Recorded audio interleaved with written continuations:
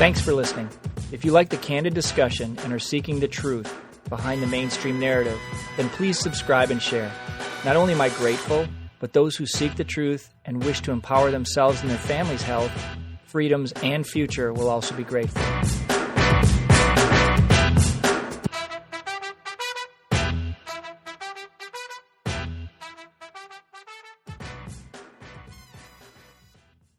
Hey folks, it's good to be back. It is early and I'm getting ready for a couple different interviews today.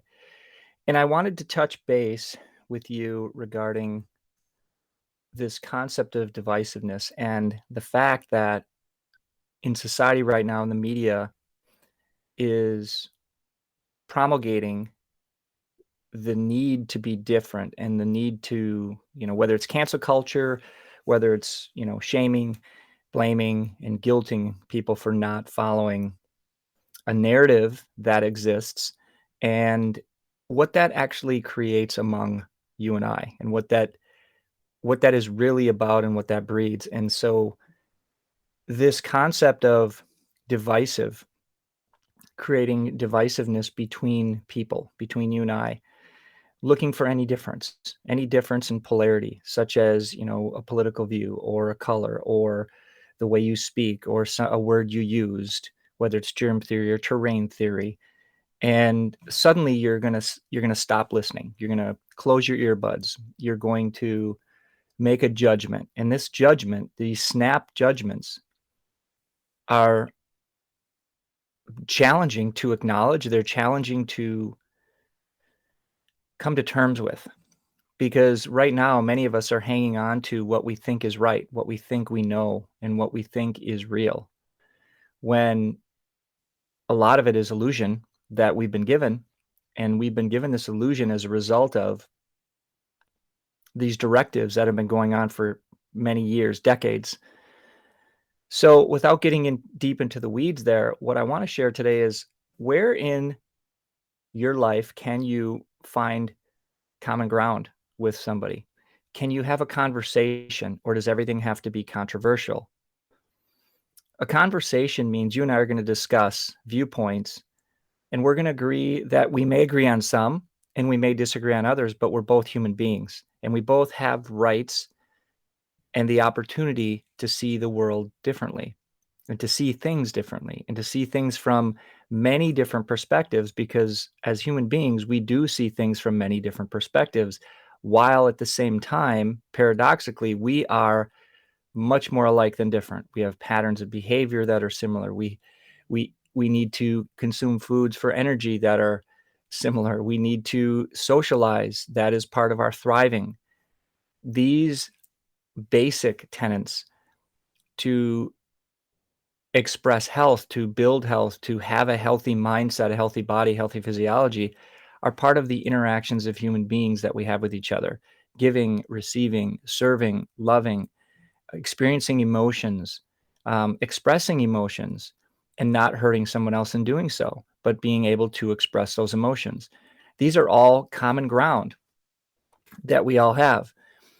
There was an article that was written recently, and it was put out from a strategy. There was a strategy to this article that was in the AP, the Associated Press, and it was designed to discredit anybody who did not agree with this mainstream narrative, with the narrative that if you're not living in fear, then you're spreading misinformation, because fear is the reality. Fear is your life. Fear is what you must experience every day so that you follow suit with the directives, with the suggestions, with going to get something and sticking it in your body without any questions, without any conversation, without any discernment. Just do it or else.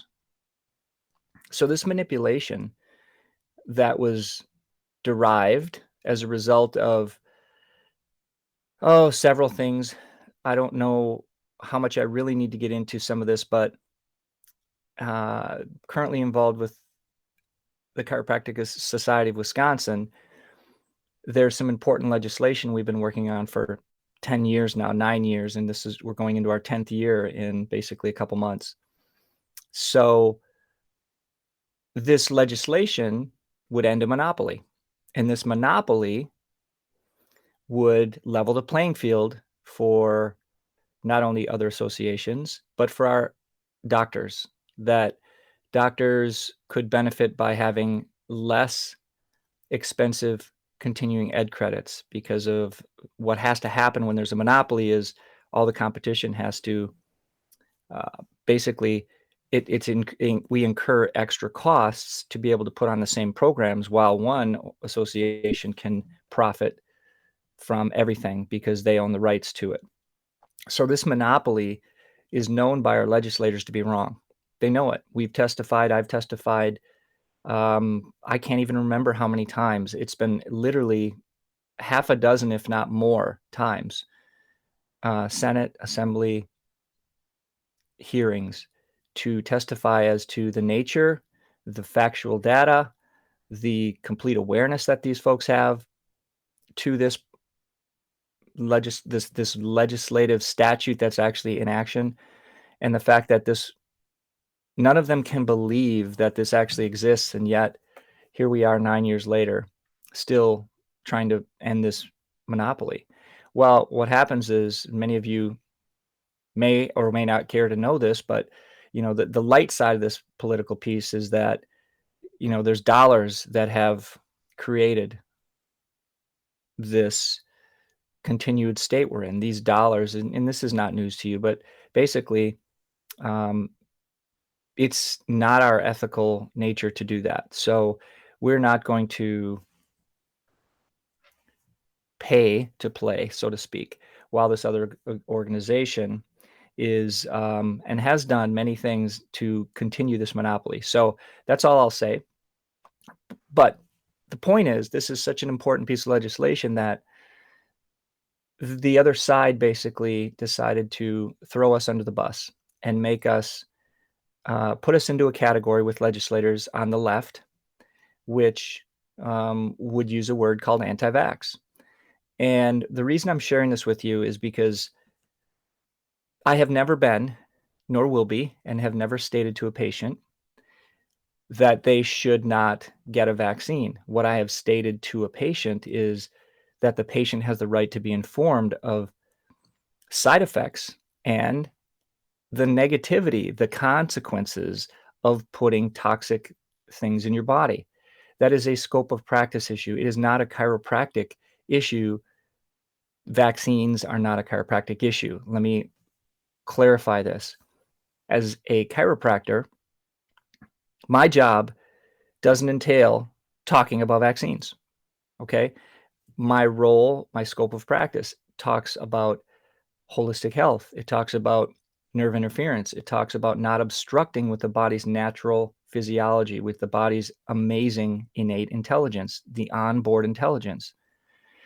Well, it just so happens that the more chemicals you put in your body, the more toxic your body becomes, the more interference that you create in your body.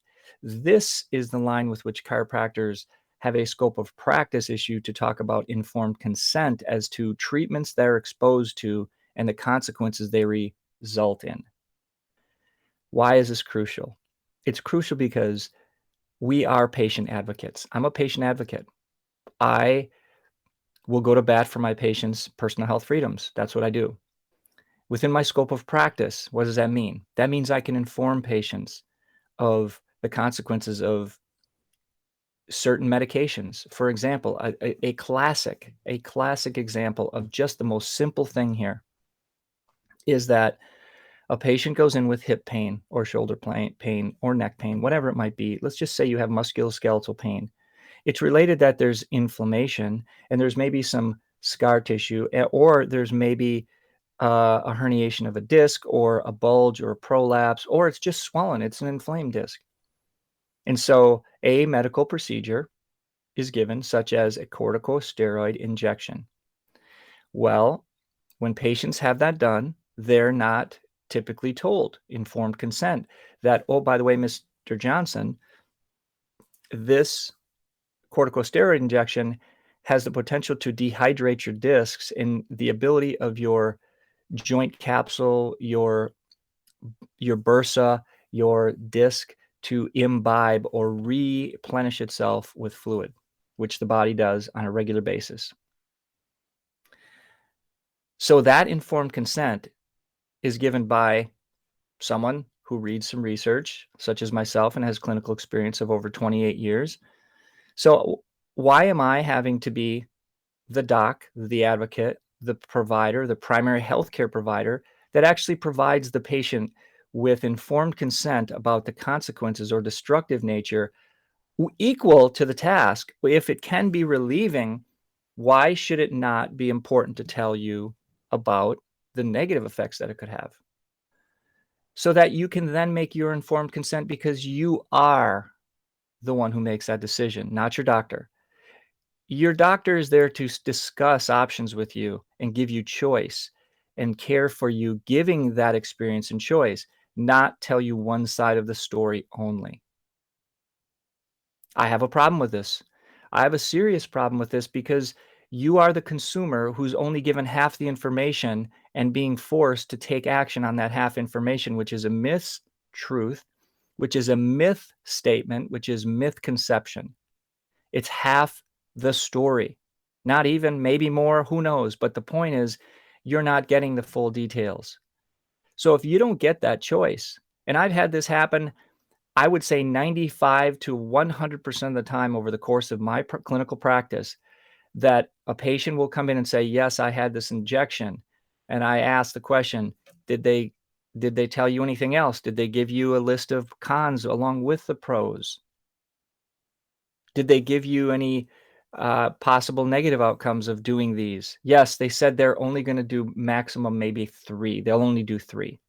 Did they tell you why? Did they tell you any consequences of having this injection, that such as that you're drying out your discs, and you're going to actually increase the risk of having a more chronic and degenerative problem as a result of this injection? Did they tell you that? No, they didn't. Why am I the first to tell you? So the argument here is chiropractors shouldn't be talking about that stuff. Well, interesting. We have informed consent. We have the ability to give informed consent in our scope of practice. It is not my nature. It is not in my scope of practice to recommend a drug, nor would I. It is not in my scope of practice to do that. It is in my scope of practice to advocate for a patient and be informed as to how to help them with informed consent. When it comes to the topic of inoculation, when it comes to the topic of vaccination, and now the definition is changing, by the way. When it comes to the topic of this, are you being given informed consent? No, you're not. You're not given informed consent, and you will not be given informed consent while it's under emergency use authorization, EUA. The FDA is arguably, very clearly actually connected with drug companies, period. Whether they're old members of a company, and you can research this on your own, do not take my word for it. Employees of the FDA going into drug companies, employees of drug companies going into the FDA, and this is how many things get passed very quickly and with questionable integrity. So when you're not given the informed consent of the consequence, basically your rights have been bulldozed over. And it's more important for you to get this thing than it is to ask any questions. Therein lies your first level of concern.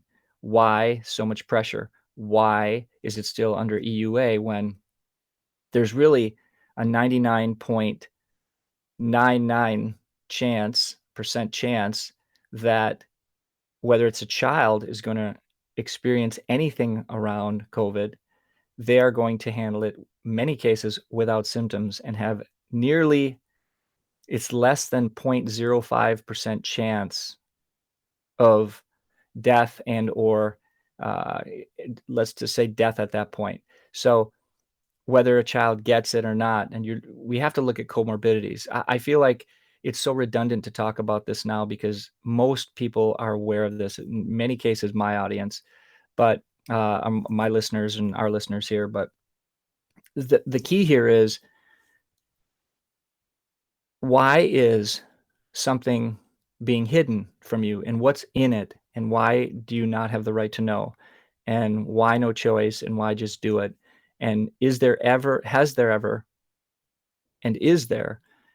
been a medical procedure that does not have a side effect, that does not have, it does this, but it does that? So whether it's an aspirin, it alleviates some inflammation in COX-1, but creates an inflammatory response in a later sequence in the body. It also can destroy the stomach lining. So we know that there's this trade-off, and that's what happens when you put chemicals in the body. There's symptoms and there's effects. There's causes and there's effects, and then there's another sequence down the line because the body has to adapt and relate to those chemicals and then detoxify them as well, which again is a thing medically for years they denied actually exists. There's no form of toxicity in the body. Absolutely upside down crazy, but I get it. It has to move with the narrative, and you can't shake the turf of this big behemoth and expect to do anything different. So it's just not going to happen. But I'm speaking to you, the people, and I want to make sure you understand the difference between when you're asking a question and when you're having a discussion with somebody. Can you allow them to have their perspective, and can you understand that their perspective over time has been painted through our educational cartel, our educational system, that has definitely been pushing issues such as CRT and these other, which is critical race theory, among other things, which is actually perpetuating germ theory and the need to rely on medicine for everything in your world. So this massive push towards dependency, this massive push away from innate intelligence, universal intelligence, anything godlike, anything that involves creation, is a very, very clear movement to disempower. And you can see that many other ways, I'm sure, but this is the way, as I look through research and I look into and study philosophy, and that I have for years with chiropractic philosophy, with holistic health in general, which isn't just chiropractic. It's understanding that innate intelligence is in the body, that when two cells meet, a man and a woman, there's this creation effect, and man can't duplicate, and man can't pretend to know everything about this. Man can't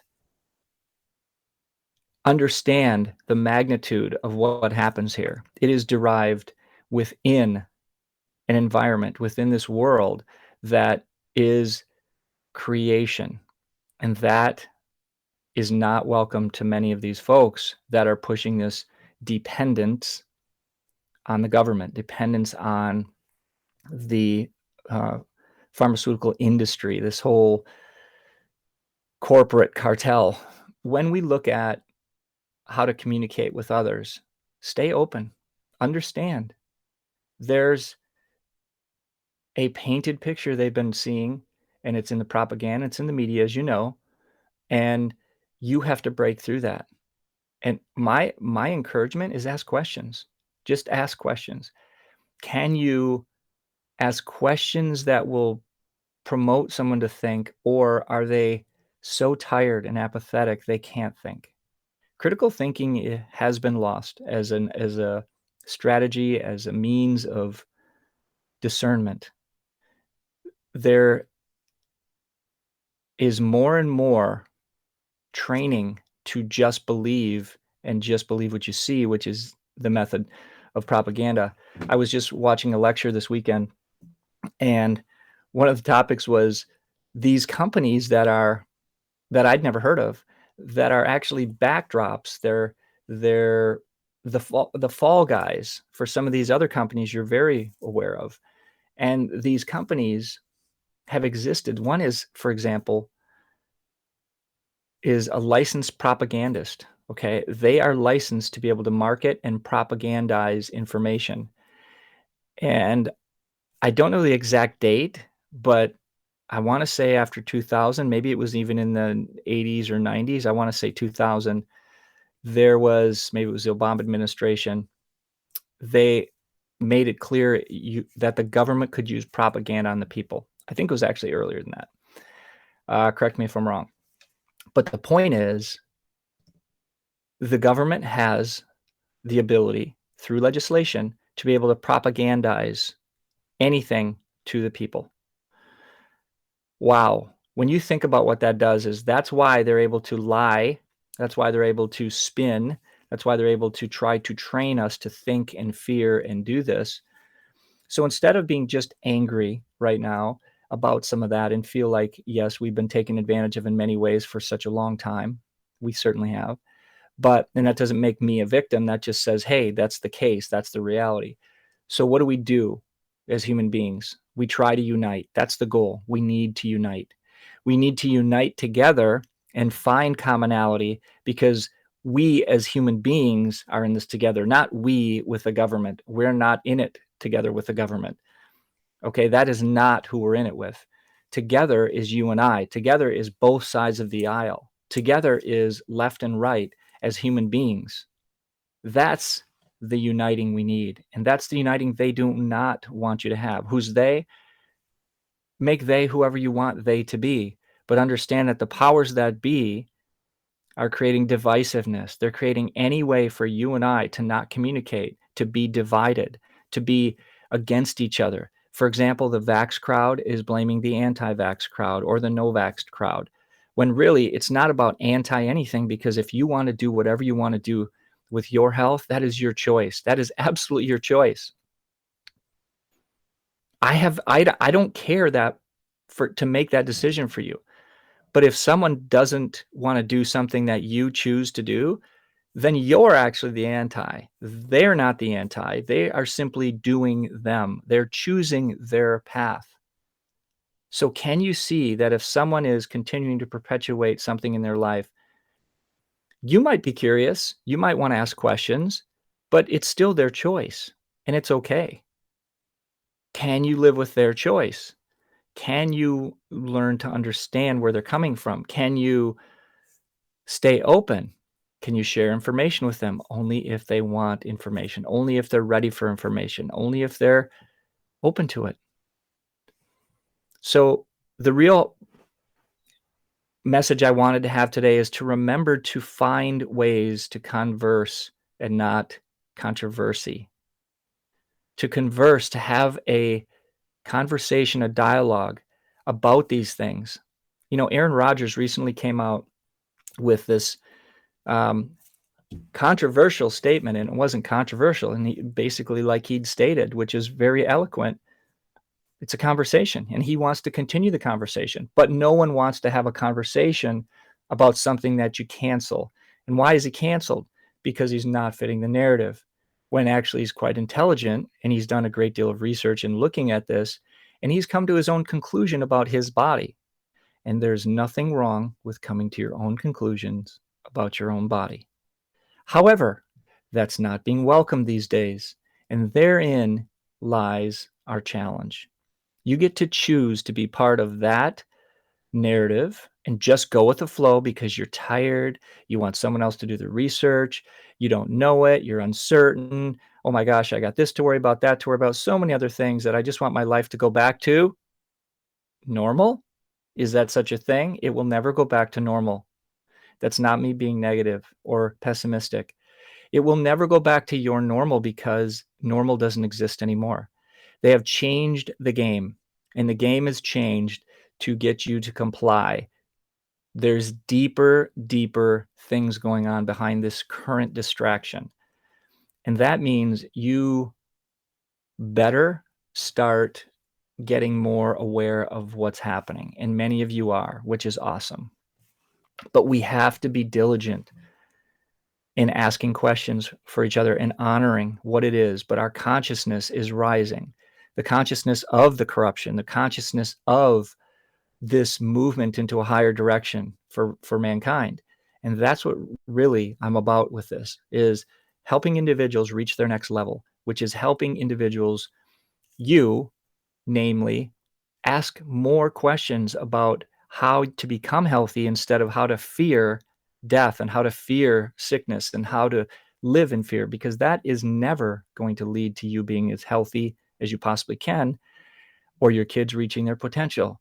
They need to understand and learn how their body actually works so they can then make decisions for themselves. If you're going to scorn, here's an example. If you're going to scorn somebody for not doing a medical procedure, crazy, by the way, then why would you or could you not be scorned for making unhealthy choices with food? Why could you not be scorned for eating at McDonald's every day, or drinking Coca-Cola every day, or drinking Pepsi, or drinking sodas in general every day? See, your health choices every day are creating risk for your health, your immune response, and pathogenic carrying. Why? Because your body is weaker than those who are caring for their health in a healthy state. Now, this seems extremely rudiment, like foundational, so basic. But the truth is, it's elementary, and yet it's never been discussed. It's not being discussed as to how to be healthy, how to use nutrition as a medicine. Why would you do that? Well, you can't do that. You cannot do that. You need to use drugs. You need to use pharmaceuticals. You need to have these outside-in sources. That is creating weakness, dependence, and a breakdown in your ability to critically think about physiology in the body and where health is actually derived from, which is innate inside. It's an inside-out job, not an outside-in job. So my message today for you is love. Love others. Love having a conversation with people, and see past the little misunderstandings and the shifting in viewpoints and the side of the aisle, and look at a human being for who they are, a person, a man or a woman, a child. Look at them, see the value, see the beauty, see the immense potential that we have when you recognize a human being. If you can't see their face, that's sad. That is very sad, because the face says a great deal. But look into their eyes, make eye contact, see them, see the person. I love and appreciate you. This conversation will be ongoing. Have a great day. And these words of encouragement are to help gain perspective so you can see all of what's in front of you for what it is, and break into what's an illusion and what's not reality, and then move forward with yourself and your family for your best life, for your best selves, for your most human potential. God bless. Okay, my fellow health warriors, it's time to head over to iTunes, franklyspeakingdrwade.com. There, you can rate, review, and subscribe, as well as share, so more of our brothers and sisters can grow to realize their voice and their health freedom.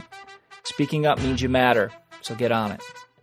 This podcast is for information purposes only. The statements or views expressed are not medical advice and are not meant to replace the advice of your medical doctor. This podcast, including Dr. Wade Anderson and his guests, disclaim responsibility for any adverse effects you may experience from the specific use of information contained herein. Opinions of guests are their own, and this podcast does not endorse and accept responsibility for statements made by guests. This podcast does not make any representations or warranties about the guest qualifications or credibility.